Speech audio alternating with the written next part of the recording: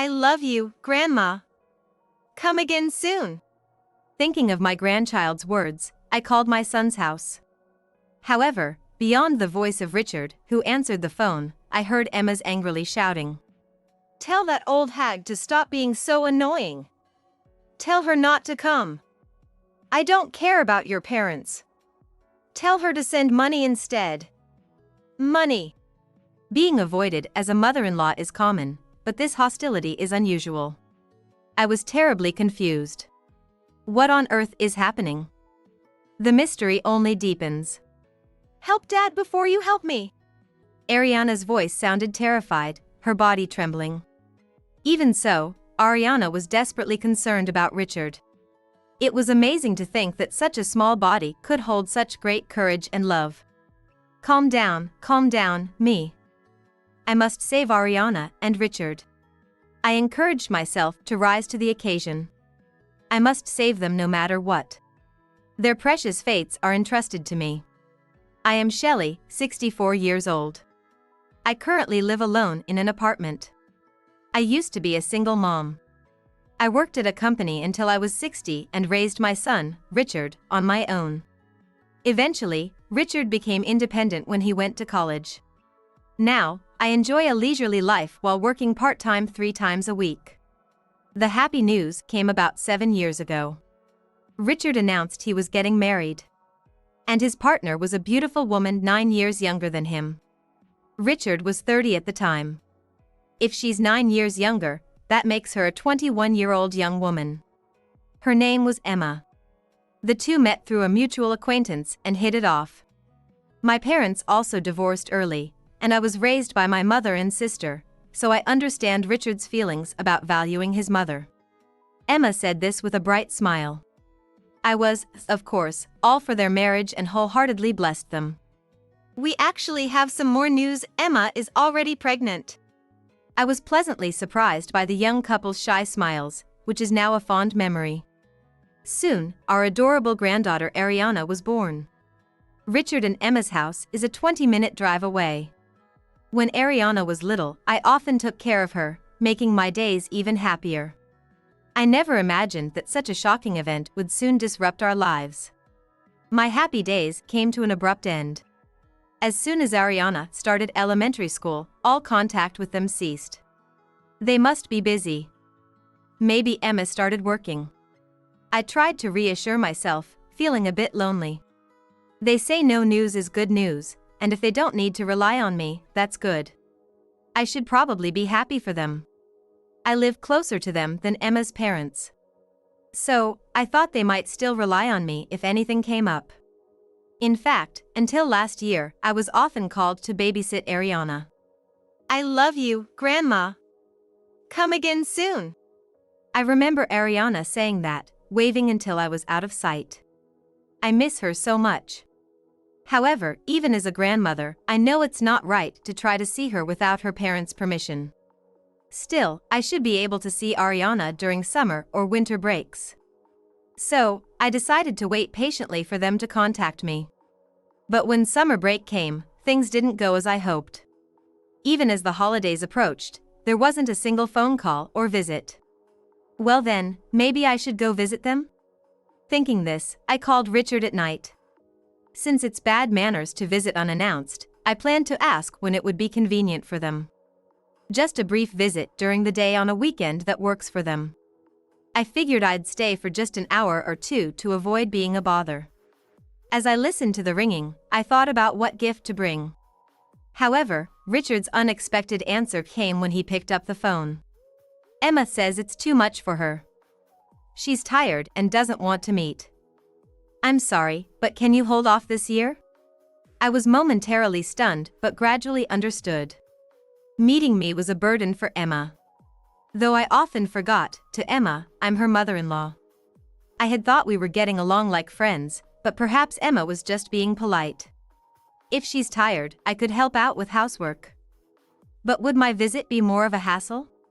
I asked cautiously, and Richard moved the phone away from his mouth and said something. I held my breath, thinking he was speaking to Emma. Then I heard Emma's voice, distant and annoyed, saying something I had never heard before. Tell her she's annoying. Tell that old hag not to come. I don't care about your parents. Tell her to send money instead. Money. Though faint, the words were clear enough. You can imagine how shocked I was. I was too stunned to speak. As I was speechless, I heard Richard's very apologetic voice. Sorry, we appreciate it, but she doesn't want anyone in the house. Emma started a part-time job recently, so she's been exhausted and on edge. I was just dumbfounded. I never realized I was being disliked this much. I think I responded with a yeah or okay, but it's all a blur. I hung up the phone feeling dejected. After hanging up, I regretted not asking to speak with Ariana. The truth is, I just wanted to see Richard and Ariana's faces rather than actually visiting. For Emma, having an outsider like me in their family home must be stressful. I remember how tense I felt when my ex-husband's mother visited while we were still married. I can easily imagine how Emma feels. If things keep going this way and I really get on her bad side, there might come a day when I'm not allowed to see my granddaughter. I deeply reflected on this and also realized Emma indeed started working. Emma married Richard soon after becoming an adult and became a stay-at-home wife. I heard her previous job was office work. Part-time jobs might be more physically demanding, and that could be why she's exhausted.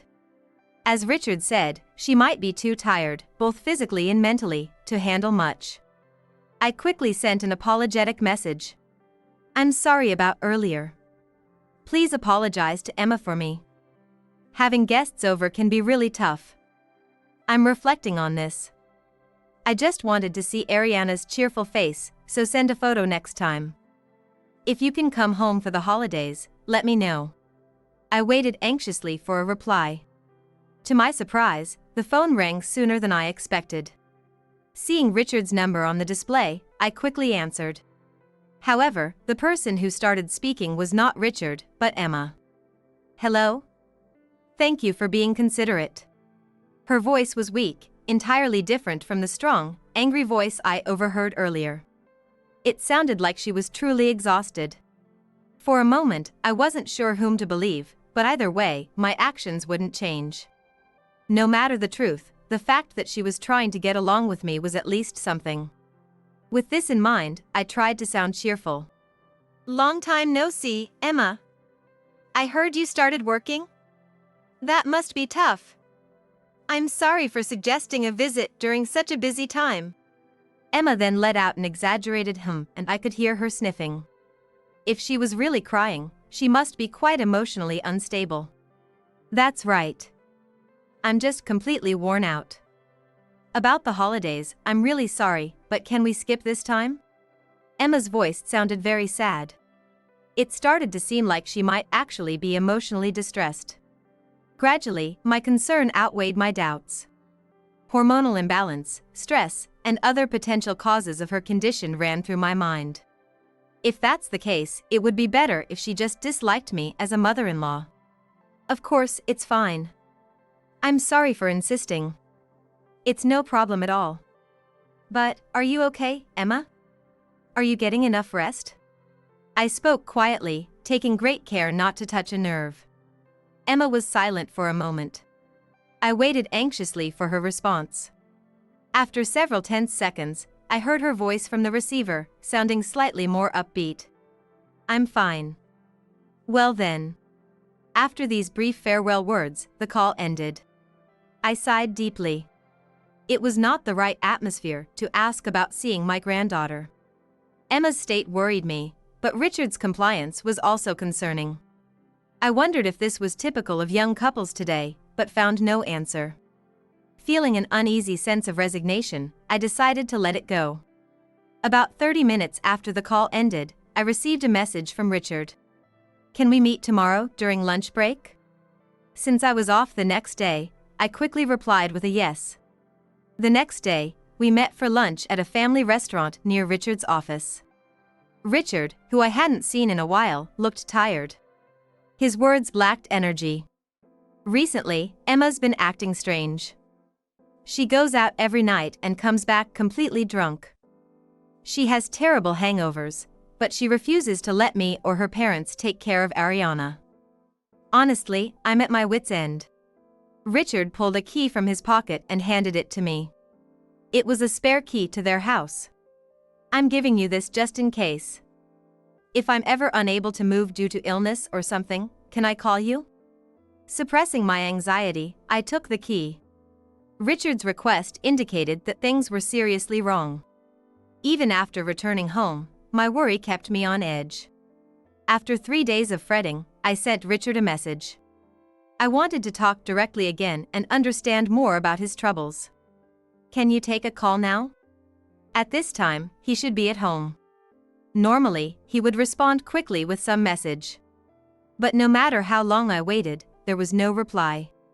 By late evening, I was even considering visiting their house when I finally got a response. Busy. Can't talk for a while. The message was so curt. My unease only grew. The next day, worried I might be overstepping, I decided to call Richard's workplace. To my surprise, Richard hadn't been to work for the past 2 days due to illness. Indeed, when I saw him 4 days ago, he didn't look well. If he fell ill afterward, that would make sense. But if he was sick, he would have said so instead of claiming to be busy. My unease turned into a full-blown emergency alarm in my mind. I rushed to Richard and Emma's house. When I arrived and rang the doorbell, there was no answer. Using the spare key, I let myself in and found several weights for Richard's exercise machine in the kitchen. They were shaped like curling stones and weighed about 20 pounds each. I wondered why they were there. At that moment, I heard a noise. Looking around, I saw Ariana outside on the balcony. I hurriedly opened the window and was shocked to see her chained up. The heavy metal chain, though thin, was strong and not easily removable. It was cold outside. I quickly took off my coat and wrapped it around Ariana. She was shivering, likely from the cold. Still, she looked up at me and shouted, "Help Dad before you help me!" Confused, I held her tightly and asked for more details. "Mom locked Dad in the kitchen floor compartment. Under the round heavy things. Please help him quickly." The story was beyond belief. Following Ariana's plea, I moved the pickling weights and found a storage hatch.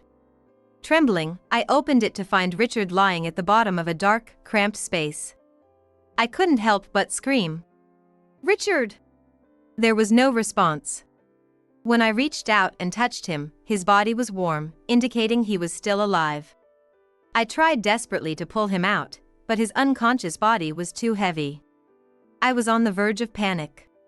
Then I heard a car approaching. I gasped, thinking if Emma returned and saw this situation, it wouldn't be good. If she was alone, I might manage, but if she had a man with her, I stood no chance. I hurried to the front door and secured the chain lock. It turned out the car wasn't Emma's, and there was no sign of anyone. The person in the car wasn't Emma, and there were no signs of anyone else. Oddly enough, moving around had cleared my head. I told myself, calm down, me. I have to save Ariana and Richard." I pulled out my phone and, in a panic, dialed 911. In hindsight, calling an ambulance might have been a better option, but I wasn't thinking straight at the time. I was solely focused on calling for help. "My son is unconscious under the floor, and my granddaughter is chained up. She says her mom did it, and my son's wife is not home. Please help us quickly." I explained the situation and location as they asked. The operator sounded tense as they listened to my plea. They assured me that help was on the way, and I begged them to hurry. I didn't know how long Emma had been out or where she was. When I asked Ariana, she just cried, "I don't know." Ariana and I pulled on the chain as far as it would go, and we managed to get her inside. I wrapped her in a blanket I grabbed from the bedroom and held her tightly. "It's okay, Grandma's here. I will definitely protect you." I then returned to Richard. His mouth looked dry, but I had no way to give him water. He was breathing, but I didn't understand why he wouldn't wake up. All I could do was pray that the police and ambulance would arrive quickly. Suddenly, I heard a noise at the front door. I jumped in surprise. I hadn't heard a car, but Emma had returned. I must have been so engrossed in what I was doing that I didn't notice. Terrified, I ran back to Ariana and held her tightly. Ariana was even more scared than I was, sobbing and trembling. She seemed to be holding back her voice, showing how terrified she was. "What the hell is this?" Emma shouted and tried to force the door open several times. I could hear her kicking the door. She must have seen my shoes through the small gap allowed by the chain, and she shouted even louder. "You've got to be kidding me, old hag. You had a key. I'm going to smash you too." Emma kept banging on the door, trying to force it open. I feared the chain might break, but I steeled myself for a fight.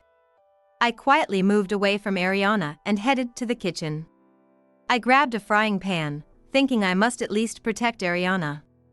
Just then, I heard the sound of a police car in the distance. The sound grew closer and closer.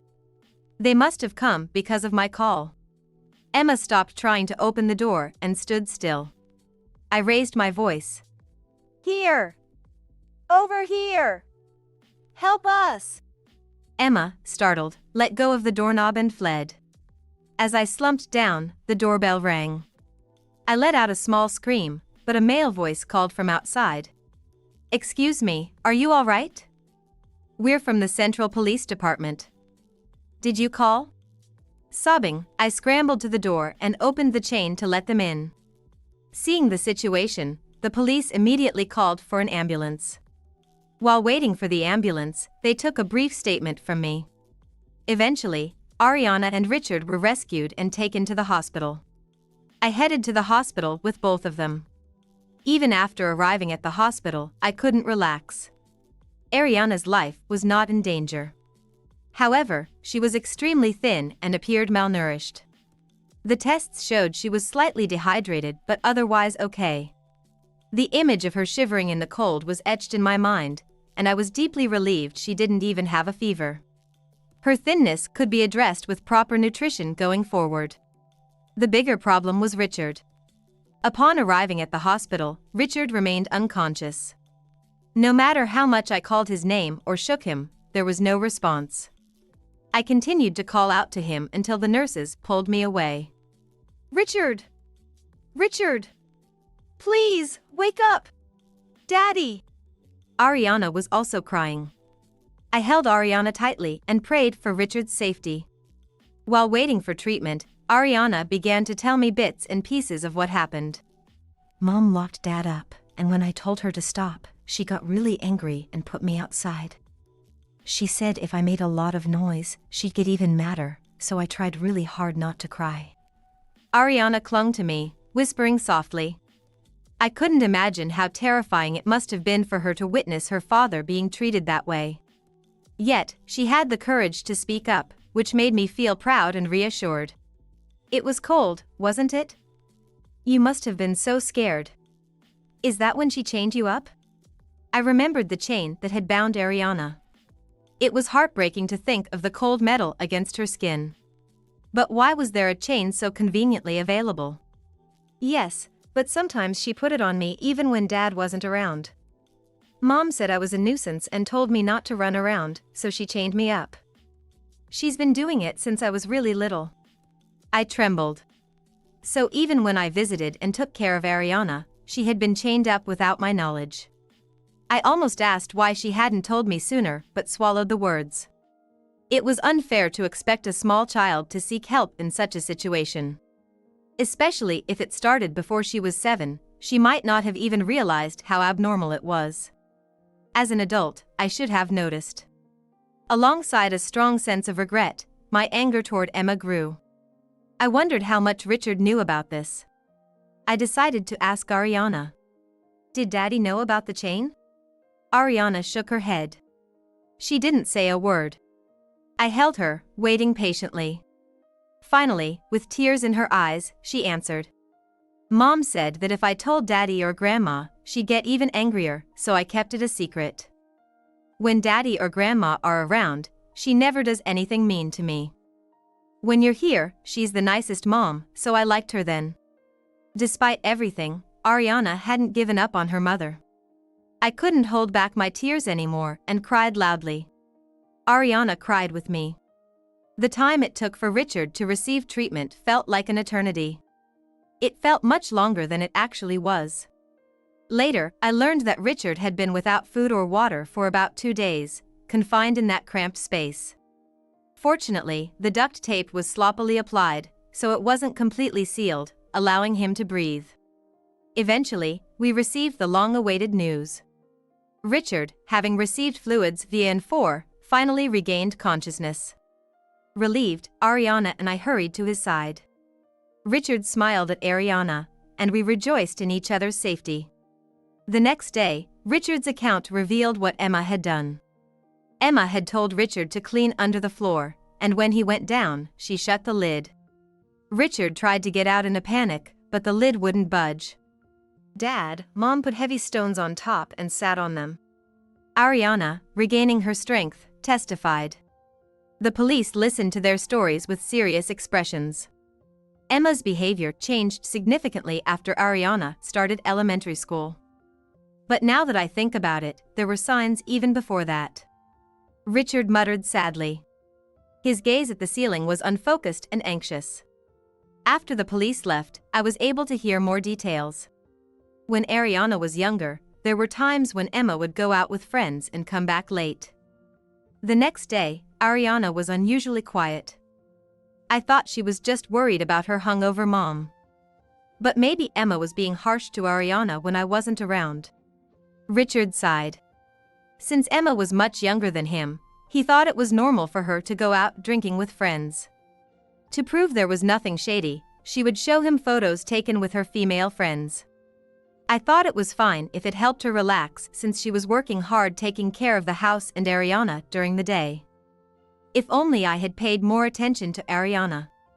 Richard lowered his eyes sadly. Despite his own ordeal, he only expressed concern for Ariana. I felt a bit proud of the caring father he had become. However, Emma might have seen this kindness as a weakness to exploit. As Ariana and Richard recovered, Emma's misdeeds became even more apparent. I encouraged them as best I could and suggested they stay with me for a while after being discharged. Given the police investigation at their house, there was no need to return to a place with bad memories. They agreed and thanked me. The police began searching for Emma, suspected of false imprisonment and other charges. They started by checking the neighborhood but didn't find her immediately. While watching over Richard and Ariana, the police asked me for details. Please describe the situation when you found your son and granddaughter. Do you have any idea where your daughter-in-law might be? I took a deep breath to calm myself. Richard still looked exhausted, and Ariana was emotionally scarred. I was filled with anger toward Emma but needed to stay composed. Do I know where Emma might go? Well, I'm not certain, but perhaps. I gave the police my best guess. While I didn't know Emma's movements, I had a lead. After speaking with the police, I messaged the contact I had in mind. Let's see, how should I put this? Emma did terrible things to her husband and daughter. She's on the run now. Fortunately, they're safe but were hospitalized, and the police are involved. If you see Emma, please contact me or the police. How's that? Responses to my message started pouring in. Most were surprised or shocked, with lots of emoticons and stamps. One even sent a stamp of a determined-looking dog saying, "Got it." The reactions were lively since I was messaging a group of young women. But this was my only lead. If Emma went somewhere unknown, I couldn't do much more. I anxiously awaited news. The next day, Emma was arrested. She had fled to a friend's house, exactly as I had hoped. I secretly felt a bit of satisfaction, thinking our good deeds had paid off. She said she had a fight with her husband and needed a place to stay, complaining about being mistreated by her in-laws and that Richard didn't stand up for her. Emma was very brazen about it. Emma's friend said she might have believed her if not for my message. I'm glad I sent the message. It worked out because I knew this particular friend. The people I had messaged were close friends of Emma. Let me give you the seed of why I know the contact information of all those people. I am actually quite good at socializing. I had gotten to know them at her wedding by being friendly and exchanging contact details. Even when Emma didn't notice, I had become acquainted with her friends. Now, many of them were connected with me on social media. Emma either didn't know or didn't care. Thanks to that, I was able to spread the word quickly. Emma's friends were warned right away. They believed my story because they thought Emma was capable of such actions. Richard and I never realized it, but Emma had a selfish and frightening side. Emma was captured, cursing and complaining loudly. While pleased with the swift arrest, I felt a bit disheartened at our inability to see her true nature. But now it was over. I felt more relieved than happy. A few months later, as Emma's interrogation continued, a shocking revelation emerged. Ariana was not Richard's biological daughter. Moreover, no one knew who the father was. Before marrying Richard, Emma had lived a wild, popular lifestyle. She stayed out late almost every night, enjoying one-night stands. By the time she realized she was pregnant, she had been with more men than she could count on one hand. In other words, Richard wasn't her only partner. She chose Richard because he was the one with the best income. When I told him I was pregnant, he was overjoyed, so I thought he was easy to manipulate. I figured I could do whatever I wanted, so I married him. Richard was devastated when he heard Emma's testimony. Naturally, I was furious. How awful, unforgivable. I felt anger toward Emma, but also resentment toward myself for celebrating their marriage that day without knowing anything. My main concern was Ariana. How could we tell a 7-year-old that Richard wasn't her father? Richard and I agonized over how to handle this situation. How can a child that young handle the truth? I couldn't bring myself to tell her the truth easily. Knowing it would hurt Ariana, I wanted to proceed with caution. However, Richard struggled with the idea. If he wasn't the father, then Ariana had a biological father somewhere else. He couldn't keep that from her. Someday, she might want to know the truth. After several days of discussion, we decided not to tell her for now. Even if we had to tell her, we needed to think carefully about how to do it. We also learned the motive behind Emma's horrifying actions. Emma had become obsessed with a host club, spending lavishly. Encouraged by her favorite host to spend more, Emma eventually started dipping into Richard's bank account. Fearing he'd find out, she decided to silence him by locking him in the floor storage. Emma confessed through tears. I wanted to spend more on my favorite bartender. I thought it would be convenient if my husband never came back. With the insurance money, I could go to the club even more. Hearing that she still wanted to see him, even now, left me speechless. Their marriage was always about money, with no love involved. But whose fault was it that Emma became so morally bankrupt? Hers alone, or was it also the bartender's influence? I couldn't say. Others were shocked by Emma's words too, including her mother and sister. Initially, her family intended to take her back once she served her time.